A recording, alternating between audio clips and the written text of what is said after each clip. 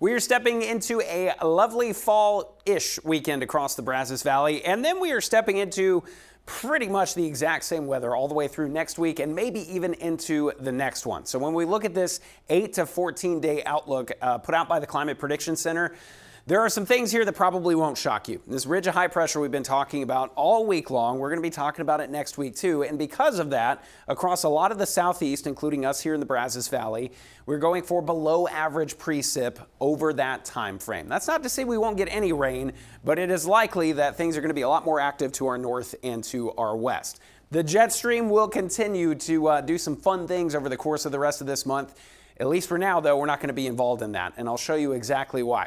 Here's a look at tropical satellite stuff going on in the eastern Pacific. We've got the remnants of Patricia that has now moved into the Baja. They're tapping into some moisture there. We've also got Raymond that will follow that same path, and if you look at this, there's a big clockwise circulation where there's hardly a cloud in sight across the state of Texas and everything just going around it.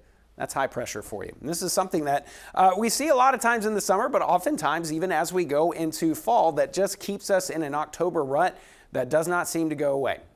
Watch what happens though, as we kind of see this high pressure weaken a little bit and then try to reestablish itself by the time we get to early next week. Well, there's a lot of stuff going on to our north, to our west, even to our north and east. Eventually this high will break down and we will tap into some of that upper level energy, some of the moisture. It's just not going to happen anytime super soon. So for the next week, I think we are going to stay dry. That says through Monday at 9 a.m. That's not through this coming Monday. That's all the way through the next Monday. And it looks like we're going to stay rain-free all the way through that time frame. Very likely. Next weekend, we'll see. Dew points right now in the 50s. We've got some models trying to get us down into the upper 40s by tonight and through tomorrow afternoon. Gulf moisture does start to reestablish itself as we head into early next week. You're going to feel that a little bit at the surface. That's going to bring overnight lows up just a tad. That's really going to be about it. Friday and Saturday football plans are still looking fantastic. Sunset at about 7 o'clock. As we go into tomorrow, same type of deal. Saturday is going to be a crisp start, low 60s, headed to about 90 degrees into the afternoon.